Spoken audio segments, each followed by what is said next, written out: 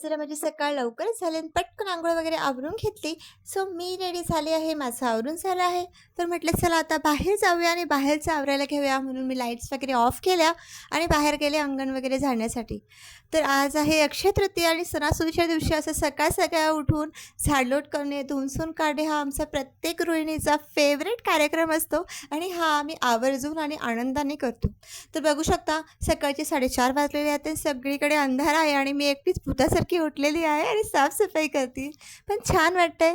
सकाळ सकाळचं वातावरण खरंच खूपच छान आणि आल्हाददायक असतो आणि रोज-रोज काही उठणं होत नाही. पण सणासुदीच्या दिवशी असं सकाळ-सकाळ उठून मी आवरते, असं धुणसून काढते, झाडलोट करते. आधी हे मी रोज करायचे, पाणी भरपूर असायचं, पण पाणी कमी असल्यामुळे हे मला आता जमत नाही आणि म्हणून मी सणासुदीच्या दिवशी का होईना पण करतेच. तर मित्रमैत्रिणींनो, आज आहे अक्षय तृतीया.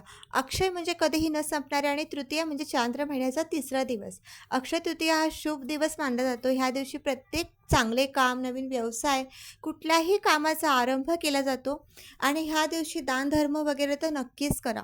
आणि ह्या दिवसाला अनेक पौराणिक कथाही जोडलेल्या आहेत. असं म्हणतात की महाभारत ह्या ग्रंथाची सुरुवात देखील ह्याच दिवसापासून झालेली होती. लॉर्ड परशुरामा यांचाही जन्म ह्याच दिवशी झाला होता असं म्हणतात. ह्या दिवसाचा खरा अर्थ म्हणजे संपत्ती मिळवणे नाही तर चांगुलपणा वाढवणे आणि दान, धर्म, मदत, प्रेम हेच तर खरे अक्षय आहे.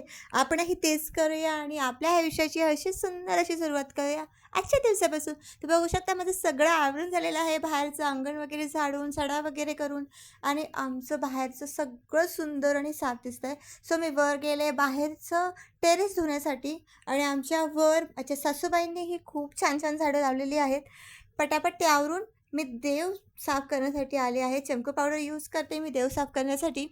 सो तांब्या पितळाची भांडे ही खूप छान निघतात आणि बघू शकता आमचे देवघरातले देव खूप छान आणि चमकत आहेत ह्या पावडरने. मी अशा पद्धतीने सगळे देव धुवून घेतले, स्वच्छ करून घेतले. महादेवाची पिंड वगैरे सगळीपैकी साफ करून घेतली. सगळे तांब्या पितळाचे देव माझे घासून झालेले आहेत आणि चांदीचे देव मी शक्यतो कोलगेटने साफ करते आणि छान चमकतात. बघू शकता खूप छान दिसत आहेत सगळे देव माझे लुकलुकत आहेत आणि सुंदर असं देवघर माझं कसं वाटलं कमेंटमध्ये नक्कीच सांगा. आणि अशी माझी छोटीशी देवपूजा तुम्हाला कशी वाटली हे सुद्धा मला कमेंटमध्ये नक्कीच कळवा. बाहेर गेले छोटीशी रांगोळी काढली कारण मोठी जमणार नाही आणि पटकन चहा वगैरे ठेवला कारण सासूबाई आणि हे उठलेले होते आणि पटापट त्यांच्या नाश्त्याची तयारी केली. पीठ वगैरे मी आधीच मळून घेतलं पुरणपोळ्यांसाठी सुद्धा आणि त्याच पिठाची मी चपाती वगैरे करून दिली त्यांना आणि नंतर भात वगैरे घातला. वाटण करण्यासाठीची तयारी केली कारण सार बनवायचं होतं. डाळही शिजत घातली होती, ती शिजून झालेली आहे. आमरस करायचं त्याच्यामुळे आंबेही मी पाण्यात कापून घेतले. वाटणाची तयारी बघू शकता तुम्ही. खोबरं वगैरे सगळं टाकतो आम्ही सारामध्ये आणि साराची तयारी माझी छानपैकी झालेली आहे. सगळं वाटण करून घेतलं आहे एकत्र आणि त्याच्यानंतर सारामध्ये टाकण्यासाठी डाळ ही साईडला काढून ठेवलेली आहे आणि पुरण करायला घेतलं आणि बघू शकता छान असा पिवळा रंग आला आहे. सोबतच भजीची तयारी करते कारण वेळ खूप कमी आहे माझ्याकडे आणि सगळं फटाफट फटाफट आवरायचं आहे. तर कांदे मी एका साईडला कापते, दुसरीकडे माझं पुरण होतं आहे. तर ते फेटते फेटते आणि बाकीची तयारीसुद्धा करते. हं, असंच असतं आमचं. एकीकडे एक काम तर एकीकडे दुसरं काम. मल्टीटास्कर असतो आम्ही गृहिणी आणि हेच तर सगळे मान्य करत नाहीत. बघा किती फटाफट फटाफट पुरण तयार केलं आणि म्हटलं चला आता हे झालेलं आहे. तर आता आपण आपली बाकीची कामं करून घेऊया. हे कपडे धुवून ठेवलेले होते ह्याच सगळ्या दरम्यान आणि मग आता पटापट पटापट ते वाळवून घेतले कारण स्वयंपाकामध्ये गुंतलो की आपण बाकीची कामं राहून जातात म्हणून मी त्या कामांमधून पुरण वगैरे शिजतंय त्या वेळामध्ये मी कपडेही धुवून घेतलेले होते. ते काही मी रेकॉर्ड केलं नाही, पण मी धुतले होते. सो आमच्या घरात कपडे शक्यतो आम्ही हातानेच धुतात. म्हणून पटापट ते काम आवरून घेतलं आणि कपडे वाळवून घेतले. माझी मुली असतात त्यासुद्धा मदत करतात मला आणि आज माझे मिस्टरसुद्धा मला थोडीफार मदत करत आहेत कारण कामं खूप होती आणि सणासुदीच्या दिवशी आपल्या गृहिणींना खूप सारी कामं पडत असतात आणि जो पसारा भांड्याचा पडला होता तो सुद्धा फटाफट आवरायला घेतला कारण भांड्यांचा पसारा म्हणजे एकदम पडतो त्यापेक्षा हा थोडा थोडा आवरायला नेहमीच बरा असतो आमच्यासाठी. म्हणून मी पटापट पटापट माझे भांडेही साफ केले आणि किचनही सुंदर स्वच्छ करून घेतलं आणि दुसरीकडे माझे मिस्टरसुद्धा देवपूजा आवरत होते. जो घट मांडतात अक्षय तृतीयेच्या दिवशी तो मांडायला घेतला. हे माझे सासरे आणि भाऊजी आहेत, त्यांच्यासाठी पूजा करतो आम्ही आणि सगळं आवरून झाल्यानंतर मी पुरणपोळ्या करायला घेतल्या.